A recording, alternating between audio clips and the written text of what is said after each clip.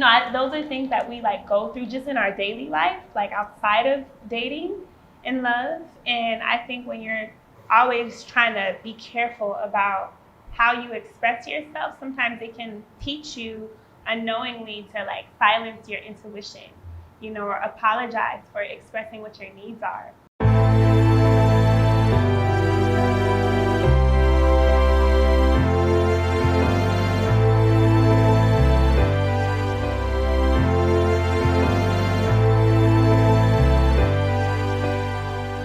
I wouldn't say there was like a formal meeting.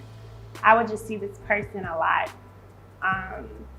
Like in my neighborhood at certain events that we went to.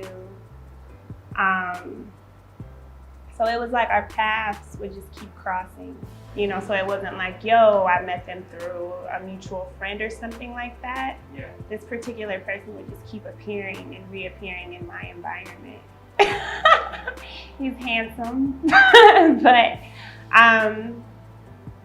it was kind of like I felt like I knew this person before, even though we never really met or knew each other from the past. It was like I had already known them. Some people may believe in past lives, some people may not, but it was kind of like I knew them from another lifetime because they felt so familiar. It was more so like a spiritual connection, more so than physical. Okay.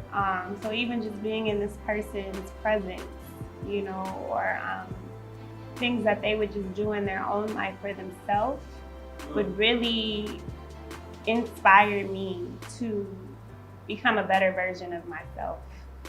And I felt very attracted to that. I think more so for this particular circumstance, I would say the timing definitely made things really challenging. I talked to a lot of people who have been married or have been in relationships that have been absolutely excruciatingly painful. And what I have learned is that love is not about peaches and roses. It's not about two people just clinging to each other. And I think that that's what a lot of people in our generation expect from other people. I think even the greatest relationships have their own set of challenges. What made the dynamic challenging was the timing, and just where we were in our own individual lives. I still have hope. I think the ideal relationship really works when two people are truly grounded within themselves. Because if I'm not stable, how can I expect somebody else to bring stability if I'm not stable?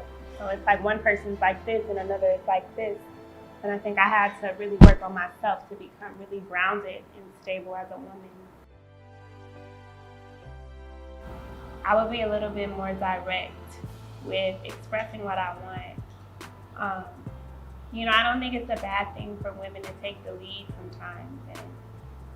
And, sometimes we're so afraid to do that because we're taught that, like, he should come approach you. And while that may be true, I think, like, as women, we should also, like, look at what our power is and know that it's okay to be a little bit more direct with men about what we want and to just really express how we feel. And then I think so much so as Black women, like, it's like we're in a bind with having to be careful about what we say because we're always being silenced. I know for me, like, I always have to watch myself because I don't want to come off wrong or come off too aggressive or too assertive or like I have an attitude or like I'm too emotional. And those are things that we like go through just in our daily life, like outside of dating and love. And I think when you're always trying to be careful about how you express yourself, sometimes it can teach you unknowingly to like silence your intuition, or apologize for expressing what your needs are. I think a lot of it comes from that, which sometimes can be traced to childhood. If I were to like tell my younger self anything, I would tell her to just really be direct about what you want and not apologize for it.